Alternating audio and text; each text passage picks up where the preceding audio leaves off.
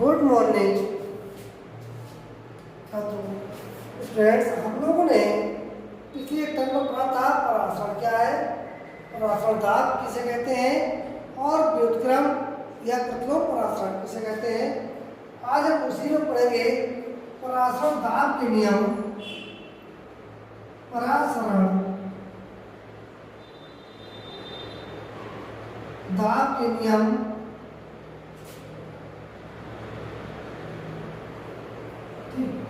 परासरण दाब के नियम और बांड टाप समीकरण और बांड हाफ समीकरण, बांड हाफ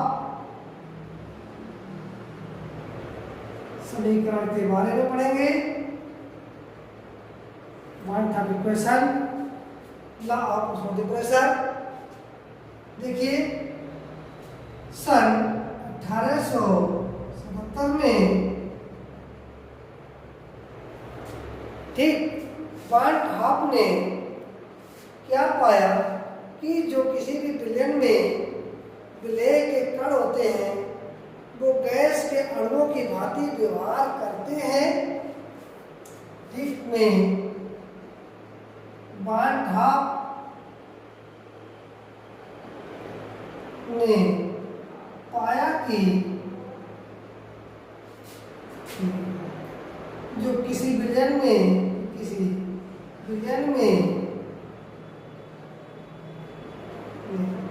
विलय के कण गैस अणुओं की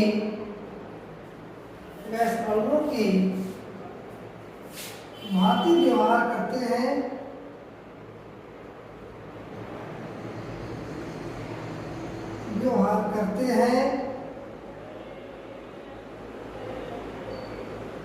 जब इन्होंने ठीक क्या किया, जब इन्होंने ठीक इस सामान्य गैसों के नियमों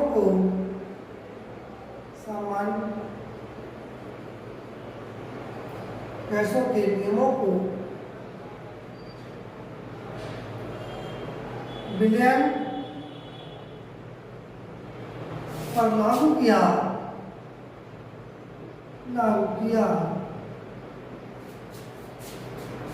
तो ये नियम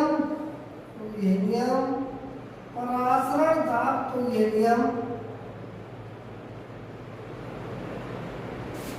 परासरण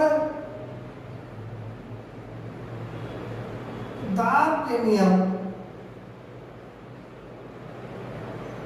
कहलाए। ठीक, इसमें देखेंगे पहला नियम समय दीर्घ करते हुए। पहला नियम था नियम 1, बायल बांड हाफ नियम था। इस नियम के अनुसार क्या था कि अगर किसी विलयन का ताप स्थिर रखा जाए, ठीक क्या था, यानी कि स्थिर ताप पर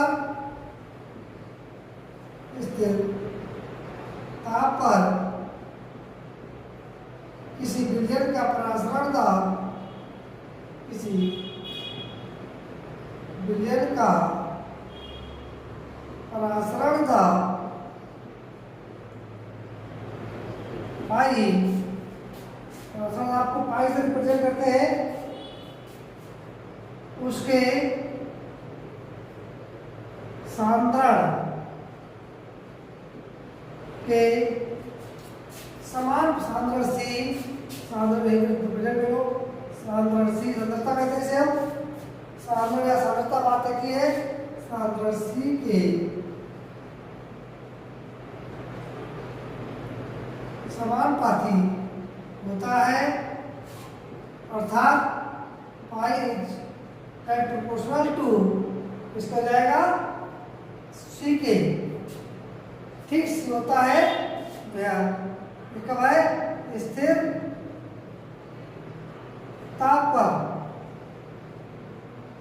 ताप पर हुआ, ये कांस्टेंट प्रेशर पर, ठीक। अब C बराबर जानते हैं क्वांटिटी होता है।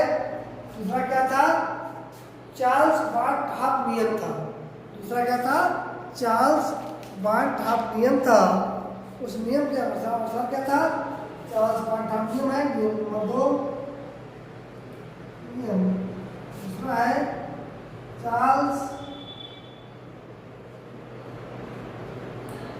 बार्ट-हाफ नियम। इसमें अनुसार क्या था,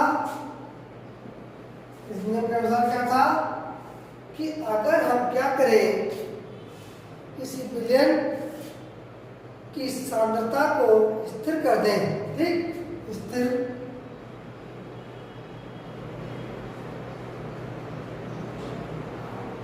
सांद्रता पर किसी विलयन का परासरणदा पाई उसके परमताप T के समानुपाती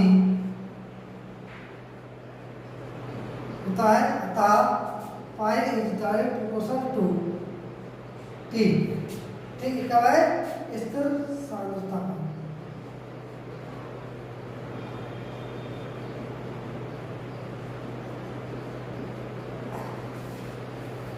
क्योंकि अगर हमें सांद्रता घटाने बढ़ानी होगी, ताप घटाना बढ़ाना होगा, ये नियम होता है, ठीक। अगला क्या है, एवोगाद्रो बार्ट-हाफ नियम।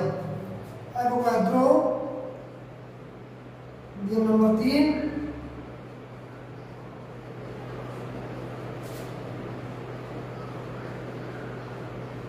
एवोगाद्रो बार्ट-हाफ नियम, इसका ऑर्डर क्या था, यदि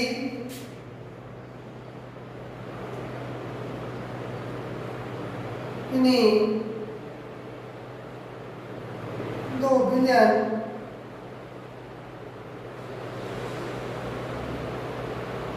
की सांद्रता तथा ताप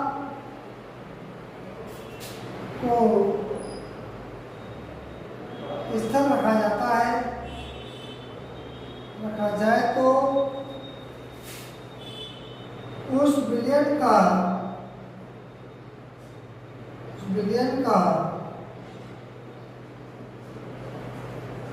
परासरणदा पाई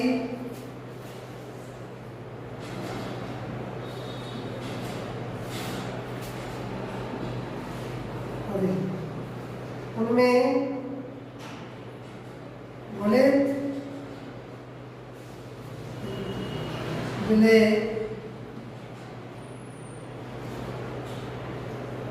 पदार्थ की मोनो के समानुपाती होता है, समानुपाती होता है, यानी कि pi is direct proportional to n।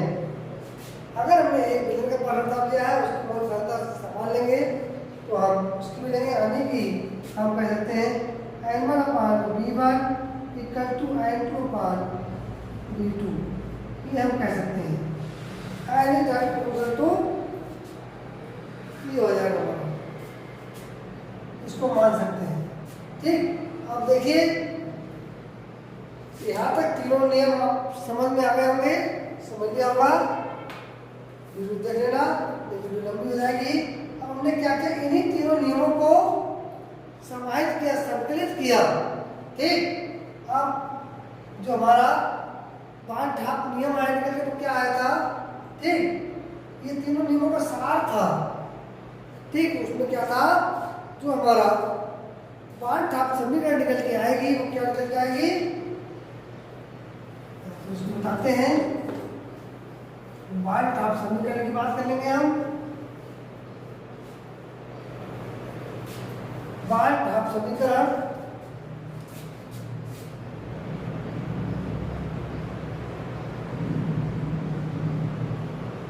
जो समीकरण थी, इक्वेशन बार ताप की थी, वो क्या थी? ठीक, नियम फर्स्ट, सेकेंड एंड थर्ड को समाहित करने पर क्या हो जाएगा? पाई इक्वल टू हो जाएगा मापाती, ठीक, तो हो जाएगा C T. Pi equal to C S T. S का है, एस एक स्थिरांक है, ठीक। हम क्या यहाँ पर गैस रखों की बात पहले कर चुके हैं, तो इसका मान हो जाएगा गैस स्थिरांक आर के इक्वल, यानी कि आर की जगह हम तो एस में हो जाएगा, इस जगह हम इस एस को भी आर की जगह आर को आर को लिखते हैं, ठीक। तो क्या हो जाएगा? Pi equal to C R T, चूंकि सी बराबर होता है एन अपान बी, तो हो जाएगा pi equal to N upon B R T, ठीक। N upon B R T, यही हमारी समीकरण हो जाएगी बार ताप समीकरण। यहाँ से हम क्या करेंगे? इसी को हम क्या कहते हैं? इसी को बार ताप समीकरण कहते हैं। अब देखिए, हम विलेय के अनुभाग का निर्धारण कैसे करते हैं? विलेय के अनुभाग का निर्धारण हम कैसे करेंगे?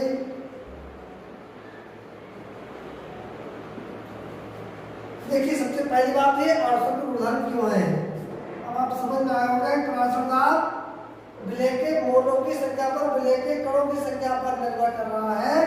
अगर विलेय के कणों की संख्या बढ़ रही है तो पराश्रय दाब बढ़ रहा है, इसलिए पराश्रय दाब क्या है? आवर्तक गुणधर्म है। ये 2023 की बोर्ड परीक्षा में आया हुआ क्वेश्चन है कि बताइए कि पराश्रय दाब एक आवर्तक गुणधर्म है, क्यों? भैया पराश्रय दाब इसलिए आवर्तक गुणधर्म है क्योंकि यहाँ पर पराश्रय दाब विलेय के मोलों की संख्या पर विलेय के कणों की संख्या पर निर्भर कर रहा है। और आवर्तक गुणधर्म में ये दिया हुआ है कि विलायक के विलयन के गुण जो विलय पदार्थ के अणुओं की संख्या पर निर्भर करते हैं, आवर्तक गुणधर्म कहलाते हैं। पहले पढ़ा चुके हैं, तो अनुभाग का निर्धारण कैसे करेंगे? देखिए, हम जानते हैं कि pi equal to N upon B R T, हम एन इक्वल टू जानते हैं डब्ल्यू अपान एन डैश, यानी कि विलेय का भार बटे विलेय का अनुभाग मॉलिक्यूलर मास हम जानते हैं कि होता है एन, होता है नंबर ऑफ मोल्स। यहाँ पर हम वैल्यू कर देंगे पाई इक्वल टू क्या हो जाएगा? W upon N dash B R T, या आप कह सकते हैं एन डैश इक्वल टू क्या हो जाएगा कि डब्ल्यू आर टी अपान पाई बी, जहाँ मेरे प्यारे बच्चों, जब भी कहीं पर आप इसको एक्सप्लेन करके रखो या कहीं पर कुछ बल लगाओ तो इस चीज़ को जरूर करना। हो गई है N dash equal to small W R T upon pi और बी, जहाँ एम डैश क्या है, विलेय का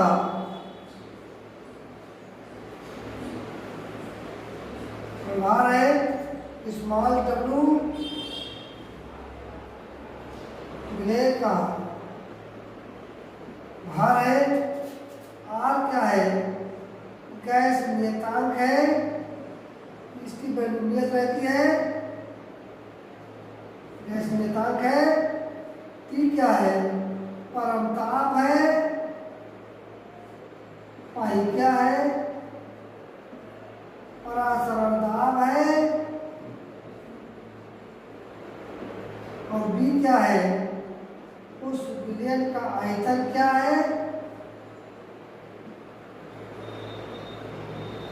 आयतन क्या है, हम लिखने विलयन में बोला है कि यहाँ पर निकल के आ जाएगा। तो ये बच्चों कहीं पर भी आप फार्मूले का यूज करें तो जरूर उसको एक्सप्लेन करें या डेरिवेट करें। तो डेरिवेशन के बाद उसको जरूर उसके सिंबलों का हम एक्सप्लेन करें, इससे हमारी मार्किंग पॉजिटिव जाती है, बहुत बढ़िया होती है, इफेक्ट भी बहुत पॉजिटिव होता है। इतना जरूर करें। धन्यवाद।